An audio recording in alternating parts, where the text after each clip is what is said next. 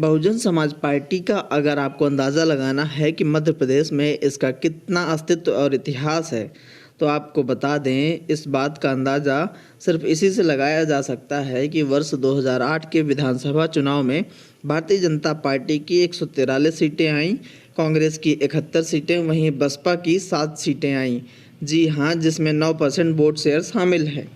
MP के ग्वालियर, चंबल, बुंदेलखंड और बघेलखंड में इस पार्टी का काफ़ी प्रभाव रहता है। साल 2018 में भिंड विधानसभा एवं दमोह जिले की पथरिया विधानसभा से बसपा जीती। बाद में भिंड के विधायक बीजेपी में शामिल हो गए, वो अलग बात है। सतना जिले की रैगांव, चित्रकूट, रामपुर बघेलान, रीवा की सिमरिया, सिरमा और मुरैना जिले की दिमनी, जहां से केंद्रीय मंत्री मैदान में हैं, काफ़ी अस्तित्व रखती हैं ये विधानसभा। आपको बता दें बसपा का उत्तर प्रदेश से सटे हुए इलाकों में काफ़ी प्रभाव रहता है। ऐसे में आपको बता दें इस समय भारतीय जनता पार्टी और कांग्रेस से नेताओं का पलायन बसपा की ओर हो रहा है।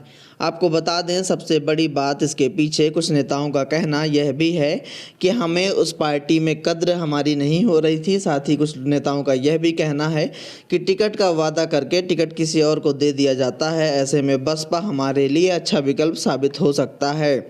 ऐसे में नेताओं का पलायन इस समय बसपा की ओर है। बहुजन समाज पार्टी का अस्तित्व के बारे में आपने जान लिया कि मध्य प्रदेश के उत्तर प्रदेश से जो सटे हुए इलाके हैं वहां बसपा का अहम रोल रहता है। आपको बता दें जनता के पसंदीदा चेहरों पर तवज्जो नहीं दिया जा रहा है बाकी पार्टियों द्वारा, कांग्रेस और भाजपा के द्वारा। यही कारण है कि नेता इस समय बसपा की ओर रुख कर रहे हैं। आपको बता दें बसपा से चुनाव लड़ने में क्या चुनौती होगी और क्या फ़ायदा होगा इन नेताओं को। तो सबसे पहले बात चुनौती की कर लेते हैं। तो चुनौती सबसे बड़ी यह होगी कि जब दिमाग में नाम आता है किसी पार्टी का तो सबसे पहले कांग्रेस और भाजपा का ही नाम आता है, क्योंकि ये पुरानी पार्टियां हैं और देश की बड़ी पार्टियां हैं। हालांकि ये इतनी बड़ी चुनौती नहीं है। अगर क्षेत्र में अस्तित्व किसी नेता का है तो चुनौती कम हो सकती है। तो दूसरी चुनौती की बात करें तो यह है कि आप इस पार्टी से टिकट मिलने पर आए हैं, मतलब आप किसी दूसरी पार्टी को तब छोड़कर आए हैं जब आपको वहां से टिकट नहीं मिला।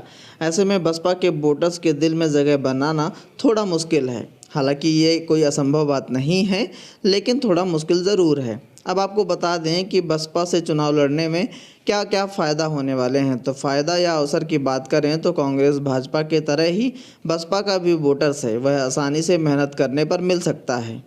दूसरा, जो नेता जिस पार्टी से आया है उस पार्टी में भी कुछ ना कुछ पकड़ या पहुंच बनाया ही होगा, जिसका फ़ायदा उस नेता को उस पार्टी के रहने के बाद भी फ़ायदा थोड़ा बहुत मिल सकता है। और तीसरे फ़ायदे की बात करें तो लोगों के लिए यह विकल्प के रूप में आप हो सकते हैं। और सबसे बड़ा फ़ायदा यही है कि लोगों को जब तीसरा विकल्प अच्छा एक प्रशासक मिलने वाला होगा तो ऐसे में इस बात का फ़ायदा आपको ज़रूर मिल सकता है। अब आपको यह बता दें सतना विधानसभा से रत्नाकर चतुर्वेदी सिवा ने बसपा ज्वाइन की है। बीजेपी से दावेदार थे और कहा जा रहा था कि रत्नाकर चतुर्वेदी सिवा को इस बार टिकट मिलने वाली थी, लेकिन वहां से सांसद गणेश सिंह को टिकट दिया गया, जिसके बाद से ही वो नाराज चल रहे थे। उन्होंने क्या क्या कहा वो भी आप सुनिएगा। उससे पहले आपको बता दें नागौद विधानसभा से अगर बात करें तो यहाँ से यादवेंद्र सिंह कांग्रेस के टिकट पर चुनाव की उम्मीद लगाए हुए थे, लेकिन टिकट रश्मि पटेल को मिल गया। उसके बाद से ही यादवेंद्र सिंह ने बसपा ज्वाइन की और कमलनाथ को खरी गोटी भी सुनाई और यह भी कहा कि मैं उन्हें चुनाव हरा कर दिखाऊंगा। अब बात कर लेते हैं चित्रकूट विधानसभा की। तो भाजपा छोड़कर आए हैं सुभाष शर्मा डोली। उनका भी यही कहना है कि 10 साल से आश्वासन मिल रहा है कि इस बार आपको टिकट मिलेगी, इस बार आपको टिकट मिलेगी, लेकिन ऐसा हो नहीं रहा है। ये खोखले दावे कर रही है भारतीय जनता पार्टी और टिकट वहाँ उनको दिया जाता है जो पैसे वाले लोग होते हैं। ऐसे में मैं बसपा ज्वाइन कर रहा हूँ और बसपा से चुनाव जीत कर दिखाऊँगा। तो चुनौती अहम है। और आपको यह भी बता दें कि सिर्फ सतना ज़िले की ही बात नहीं है, ये कई जगहों की बात है और इसके पीछे की मुख्य वजह यही है कि पार्टी में तवज्जो नहीं मिलना और इसका असर भारतीय जनता पार्टी और कांग्रेस दोनों में ही देखने को मिलेगा। और यह देखने वाली होगी बात की चुनाव आखिर कौन जीतता है। अगर आपको ये वीडियो अच्छा लगा हो तो चैनल को सब्सक्राइब करना, लाइक करना और दोस्तों के साथ शेयर करना बिल्कुल भी मत भूलना। धन्यवाद। जी द्वारा मुझे खड़ा किया गया। मैं आपको बता दूं, अगर कोई विकास पुरुष होता, कोई हमारे सतना का विकास किया होता, कोई हमारे युवाओं को रोजगार दिया होता तो मैं निश्चित उसके लिए बिना पैसों के भी खड़ा हो जाता और उसे जिताता। लेकिन ऐसा दुराचारी सांसद जिनके ऊपर शिक्षा घोटाला, कर्मी घोटाला लगा हो, कितने घोटाले लगे, आज आप देखिए हर फैक्ट्री में उनकी माइंस है, हर जगह उनके वेयर हाउस हैं। जो सांसद शुरू में कहते थे कि मैं 3 एकड़ का काश्तकार हूं, आज वो यह हल्ला कर रहे हैं कि उन्होंने हमें खरीद लिया।